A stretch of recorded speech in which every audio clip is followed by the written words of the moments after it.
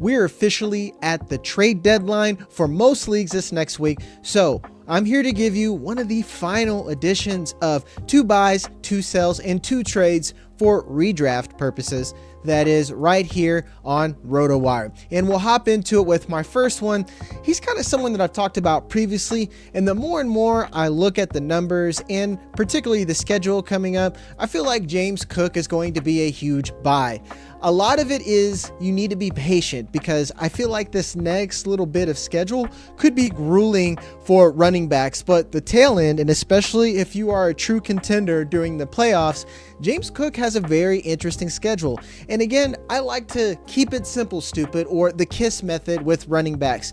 Are you getting volume? Are you in a good offense? Because if you're in a good offense, you're going to have scoring opportunities. And if you're getting volume, we know that touches are the things that give us fantasy points, particularly in the yardage department. And he's an explosive back. He's not one of my favorite players by any means, and I do believe that the situation does a lot for him.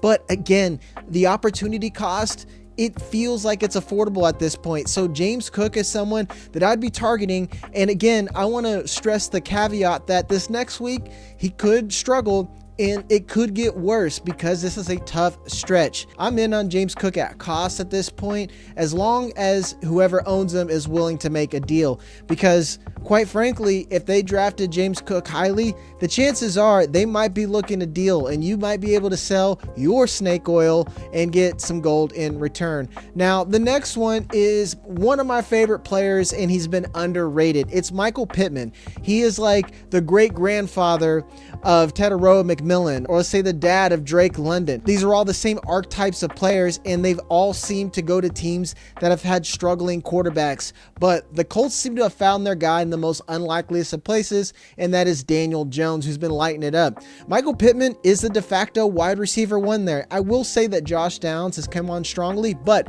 he could be missing time with concussions, and he's been missing time with injuries throughout his entire career. And moreover, he plays the slot. So I feel like him and Tyler Warren are 2 guys that could cannibalize off each other. And Michael Pittman has one of these safer roles as the X in this offense. That doesn't mean that Alex Pierce won't come in there and get a big downfield throw, or Adonai Mitchell might vulture something. But I love the consistency that we've seen out of Michael Pittman, and he's given us some wide receiver 1 weeks.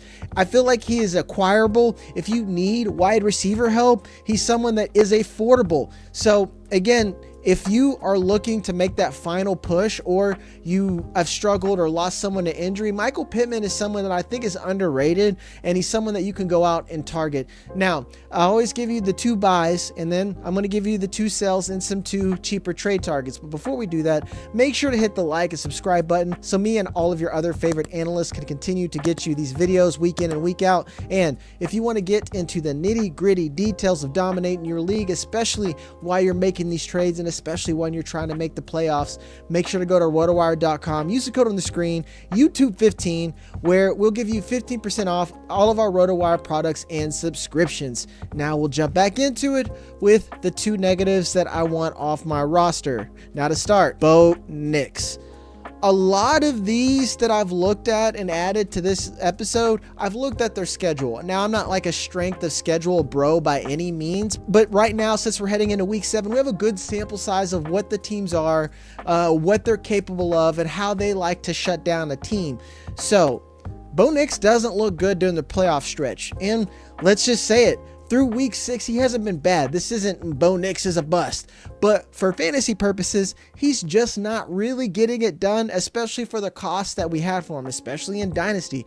Redraft, he's a little bit cheaper, but let's put it this way. He's not quite giving us that rushing upside that we've seen before, and this could have been predictable. They didn't have J.K. Dobbins. They didn't have R.J. Harvey back then, so it had to be Bo Nix. That's not on the table, and the way they just spread the ball around, it's just not a lot of high upside scoring. And the defense has done a lot of work for this team.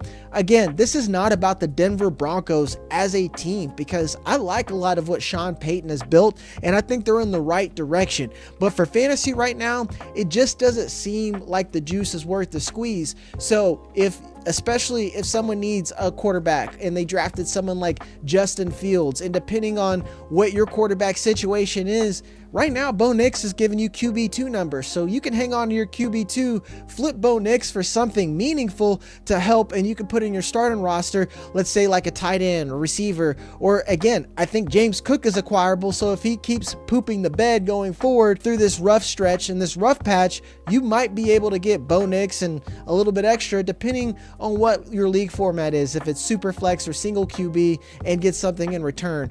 Again, I love looking at these quarterbacks that have perceived high upside and getting them off my roster so I can get something that is a little bit more difficult to acquire high upside in, like tight end, like receiver. Now for my other player to trade away. I'm unsure if this is too little too late, but Keenan Allen should get off your roster. This is what happens with these older players. They look good, they look fresh early on, but as that season wears on, we start to see that wear and tear add up and they slow down. I think this is what's happening with Keenan Allen. I definitely think that Ladd McConkey is going to be working back into that pecking order. Quentin Johnston, still think he's going to be a guy.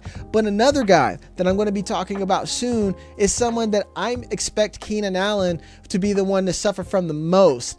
I believe this was expected out of this team, and let's not forget they also have Trey Harris and Keandre Lambert-Smith.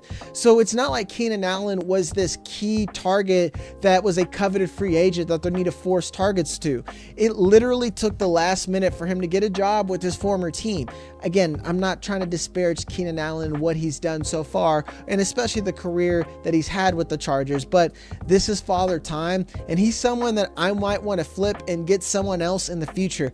And I'm even saying flipping him for running back depth. I know I always bring him up, but a lot of these guys who are in ambiguous backfields like Woody Marks or even let's say Zach Charbonnet, I feel like could get you more use in the future if this trend of Keenan Allen being the lost puppy in this offense continues.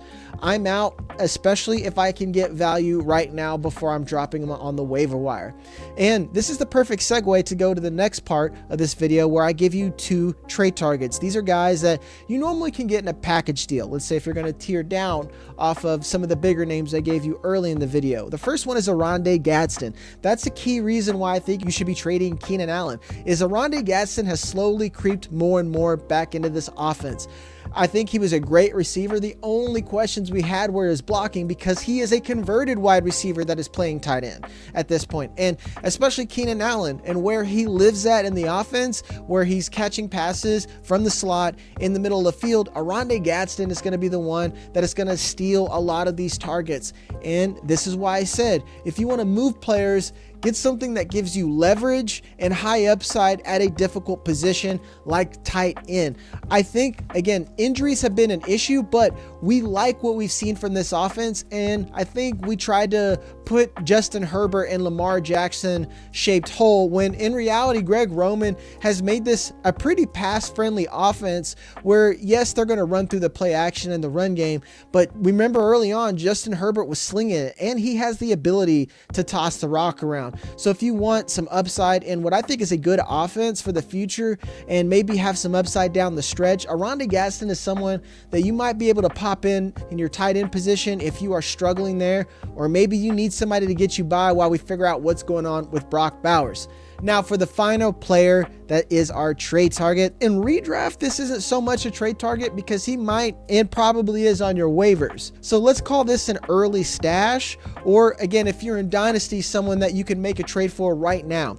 Jack Bech. I brought up the injuries that are going on with the Raiders. I don't know what's going on with Brock Bowers. Pete Carroll has a history of being wishy-washy when it comes to injuries, and let's just say not consistent. Moreover, there seems to be a lot of turmoil within this offense, and I wouldn't be surprised if they're going to pack it in and get what they can, particularly with Jakobi Meyers. This isn't about if Jakobi Meyers is a good wide receiver, because there's a lot of teams out there that could use Meyers on their roster. So if he moves, insert Jack Bech right into that role, because that's been what's contributed to the slow start, is both having Brock Bowers and Jakobi Meyers, those two players who live in the same area of the field. We've already seen the usage creep up for Jack Bech, so I hope to see that turn into real production. So again, in redraft, this isn't trade a player that's getting points right away, but more see if you can get him as a stash towards the end of the bench and see what happens on your waivers. But in Dynasty, this is someone you might be able to get him for what you bought him for, a 3rd round pick. A lot of people were taking him in the 2nd round just because he had the draft capital and all the hype. So he's easily acquirable. And if all these rumblings stay true, he's someone that I want to target and see what happens towards the tail end of the season, especially when we need some league winners and some upside. But that'll do it for me, folks. My name's Jagger, and if you want more content like this, hit the like and subscribe button. And as always, if you want access to all of our tools and features, use YouTube 15 at checkout over at rotowire.com. I love you. See you on the next one.